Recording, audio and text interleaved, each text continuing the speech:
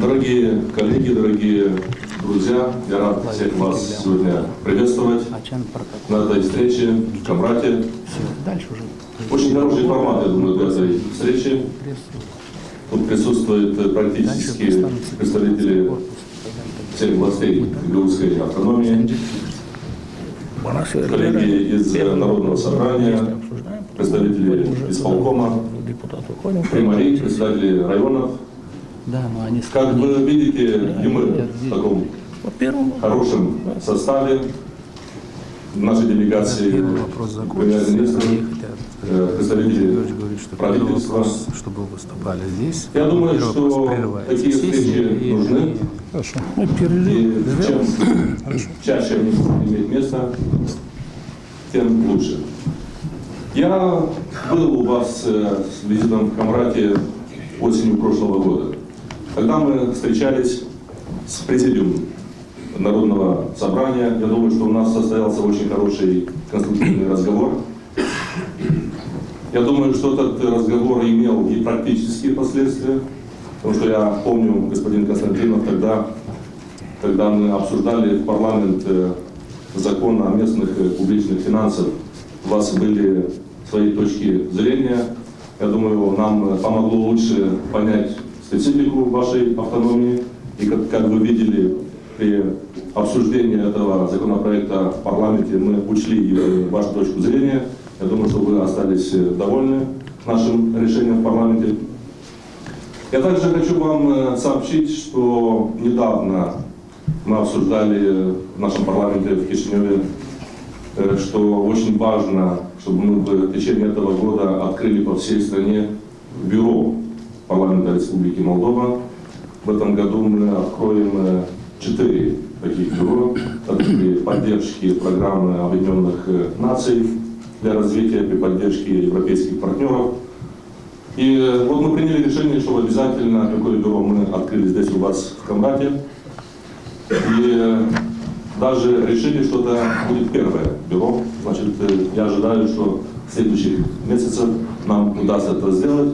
Я думаю, что это будет очень важным каналом для нашего общения, для диалога, для того, чтобы вы здесь были лучше проинформированы о том, чем занимается парламент, и чтобы действительно у нас это сообщение, этот диалог привел к хорошим результатам.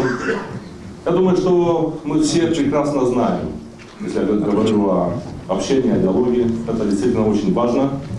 И иногда многие проблемы возникают, иногда искусственные проблемы, когда нет такого общения. Это мы увидели и на нашем опыте в Кишиневе. Мы еще не забыли все события, через которые мы прошли в прошлые годы. И думаю, что мы тоже знаем на своем опыте, как это важно при общении и с районами по стране, по Республике Молдова, и, естественно, и с Гагаузской автономией. Вы заметили, господин Башкан, что ведутся дискуссии, и в автономии есть опасения касательно некоторых заявлений, да, политиков зарубежных. Кстати, я хочу вам напомнить, что и господин премьер-министр, и я дали, я думаю, очень ясную оценку таким заявлениям. Я хочу вам сказать, что эти заявления президента пока еще Румынии, их никто не берет всерьез, никто в Европе, в мире, даже в его собственной стране. И я думаю, что вообще нет никакой почвы говорить о риске потери независимости Республики Молдова. Во-первых, из-за того, что нет такой почвы у нас в стране. Я думаю, что мы все прекрасно понимаем, у нас есть только один проект.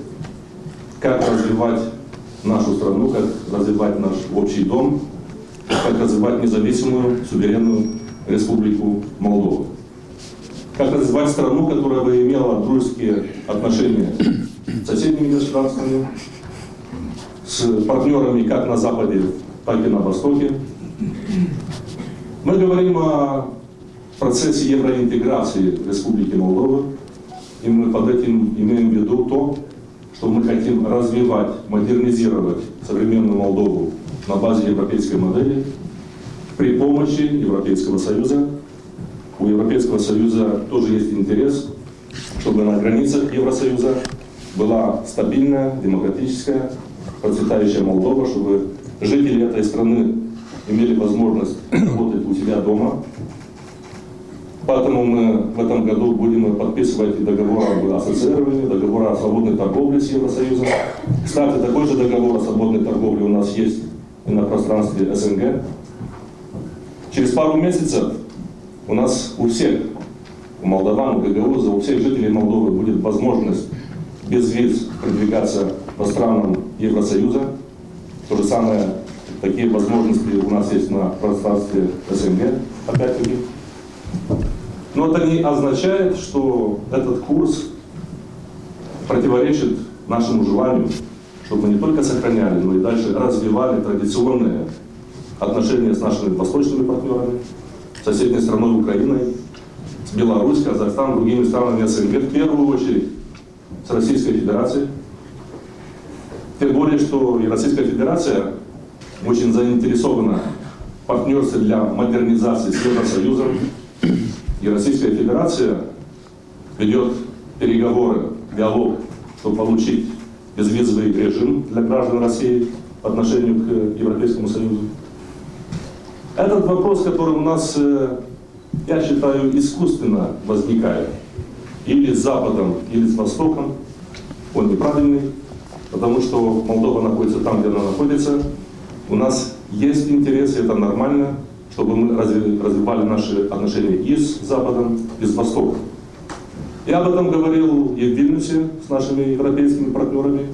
Об этом говорил, так получилось, в тот же день и в Петербурге, когда я встречался со своими российскими коллегами, господином Нарышкиным, с госпожой Матвиенко. И за рубежом все разделяют такой здравый подход. Почему-то у нас проблемы возникают в стране. Но мы все прекрасно понимаем, что есть выборы. В этом году будут выборы и в Кишиневе, по всей стране будут выборы. Есть выборы и в вашей автономии, когда они будут решить. Но вы знаете, один мудрый человек говорил, что несерьезные политики, они думают только о следующих выборах. А серьезные политики, государственные люди, они думают о следующих поколениях. Выборы – это хорошо, это демократично, но они должны иметь характер честного соревнования. Но не такого соревнования, которое ведет к разделению общества, которое ставит под сомнение будущее нашей общей страны. Я думаю, что мы должны поступать как государственные люди, иметь государственный подход. Я думаю, что от этого, что от нас это ждут и наши граждане, независимо от того, где они живут, в автономии или в других районах Молдовы. Я думаю, что из-за этого они нас избрали. Мы приехали сегодня в Камрад вместе с господином премьер-министром, мы об этом говорили. Мы уверены в том, что мы должны менять немножко, или не только немножко, но и, если надо, и больше оптику. Этот диалог, это общение очень важно.